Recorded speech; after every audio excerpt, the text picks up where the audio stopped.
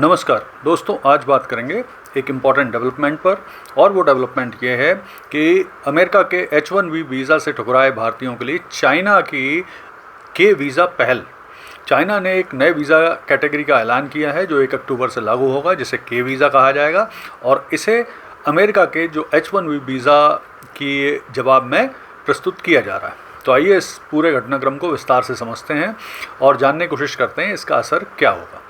तो देखिए, जैसा आपको पता है, पिछले 2-3 दिन से ट्रंप ने जिस तरह से H1B वीज़ा को लेकर बहुत सारा कोहराम मचाया हुआ है। पहले उन्होंने कहा कि उसकी फ़ीस प्रति वर्ष $1 लाख होगी। फिर इसके बाद जो टेक कंपनियां थी अमेरिका की, उनने बहुत तेज़ गति से जो 24 घंटे में भारतीय हैं जो भारत आए हुए हैं, जिनके पास H1B वीज़ा है, वो वापस आ जाएं, वो सब चलता रहा। फिर अचानक ट्रंप ने टाको कर दिया कि अपनी बात से पलटते हुए बोला कि वो एक वर्ष में $1 लाख फ़ीस नहीं है, बल्कि वो वन टाइम फ़ीस है $1 लाख, और 24 घंटे में भी आने की ज़रूरत नहीं। तो इस तरह की बातें हुई।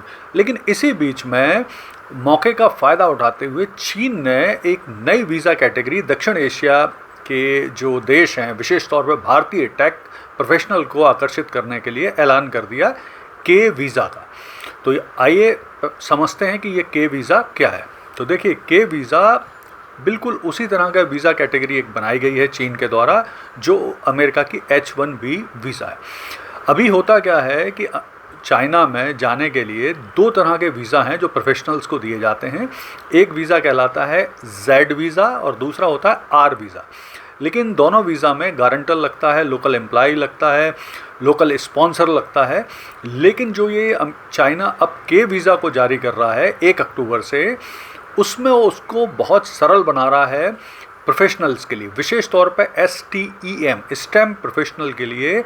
इसको इस वीज़ा को बहुत सरल तरीके से प्रस्तुत कर रहा है। स्टेम जैसा कि आपको पता ही है कि साइंस, टेक्नोलॉजी, इंजीनियरिंग और मैथमेटिक्स, इनके छात्रों के लिए, इनके प्रोफेशनल्स के लिए चाइना अपने दरवाजे खोल रहा है, अपने द्वार खोल रहा है। तो विशेष तौर पे उसकी कोशिश है कि चीन में ऐसे जो स्टेम के जो छात्र हैं, जो शिक्षा, research, technical support, entrepreneurship, professional activities, cultural activities, trade activities में पार्टिसिपेट करना चाहते हैं, वो डायरेक्ट इसको अप्लाई कर सकते हैं। इसके लिए लोकल स्पॉन्सरशिप, लोकल एम्प्लॉयर की ज़रूरत अब नहीं है। इससे चाइनीज़ कंपनी को भी फ़ायदा होगा और निश्चित तौर पे दुनिया भर के प्रोफेशनल्स को, विशेष तौर पे भारतीय प्रोफेशनल्स को फ़ायदा होगा, जिनको टारगेट करके ये वीज़ा निकाला हुआ है।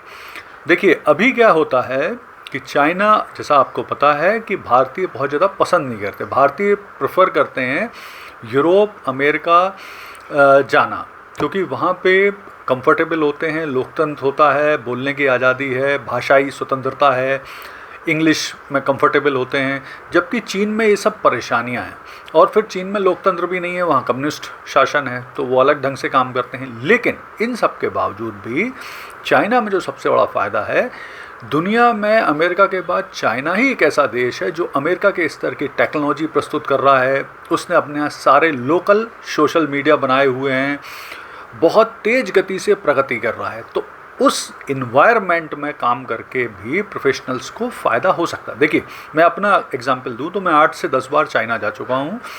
चाइना में जिस तरह के टेक्नोलॉजी डेवलपमेंट हुए हैं, जिस तरह के वो टेक्नोलॉजी में मुकाबला कर रहे हैं अमेरिका का, और कई क्षेत्र में तो वो अमेरिका से भी आगे हैं और तीव्र गति से बढ़ रहे हैं। तो उस इन्वायरमेंट का भी पार्ट अगर कोई बनता है प्रोफेशनल, जो अच्छा प्रोफेशनल है, जो अपने क्षेत्र में माहिर है, तो उसे निश्चित तौर पे फ़ायदा ही होगा। हाँ, हो सकता है उसकी सैलरी अमेरिका, यूरोप के मुकाबले उतनी ज़्यादा ना हो, लेकिन जो उसको सीखने को मिलेगा, जो दूसरे बेनिफिट होंगे, वो निश्चित तौर पर बहुत फ़ायदा देंगे उसे विदेश में। मतलब जब वो कभी चाइना के बाद कहीं और काम करने की कोशिश करेगा। तो अब देखिए, सबसे बड़ी चीज़ ये है कि कहीं ना कहीं अमेरिका का जो ये H1B वीज़ा है, इसमें होता क्या है, प्रतिवर्ष लगभग 85,000 व्यक्तियों को वीज़ा दिया जाता है, टेक प्रोफेशनल को पूरी दुनिया में। 70% इसका हिस्सा भारतीय बनते हैं, तो भारतीयों को इसका फ़ायदा होता है। हालांकि ये जो प्रक्रिया है, ये लॉटरी सिस्टम से होती है, थोड़ी लंबी प्रक्रिया है, पैसे भी इसमें ज़्यादा लगते हैं। तो चाइना ने ये सब अपने के वीज़ा में कट कर दिया है। फ़ीस वो बहुत कम रखेंगे, प्रक्रिया बहुत आसान बना दी है उनने, और वो भी चाहते हैं कि जो उनके यहाँ टेक्नोलॉजिकल डेवलपमेंट हो रहा है उसमें दुनिया भर के जो टॉप प्रोफेशनल हैं वो आके सपोर्ट करें और सहयोग करें। तो ये एक अच्छी प्रक्रिया है जिसका फ़ायदा निश्चित तौर पर पूरी दुनिया के प्रोफेशनल्स को, विशेष तौर पर दक्षिण एशिया के लिए चूँकि ये निकाला है, उनको मिले, भारतीयों को मिल जाए। लेकिन अब यहाँ पे समझना ये भी ज़रूरी है कि भारत को भी अमेरिका से, चाइना से सबक लेते हुए अपने यहाँ एक तो सोशल मीडिया को तीव्र गति से डेवलप करना चाहिए। जो हमारे यहाँ के टॉप प्रोफेशनल हैं, जो दुनिया भर में जाके उन देशों की टेक्नोलॉजी, उन देशों को सपोर्ट करते हैं, उन्हें हम कैसे रोक सकते हैं, कैसे बेहतर सैलरी, बेहतर इन्वायरमेंट दे सकते हैं जिससे वो भारत के डेवलपमेंट में काम आए। और लास्ट में जिस तरह से मोदी जी बोल ही रहे हैं कि हमको आत्मनिर्भर भारत में, मेक इन इंडिया में सपोर्ट करना चाहिए और स्वदेशी को भी सपोर्ट करना चाहिए जिससे भारतीयों को, भारत को लाभ हो सके। धन्यवाद।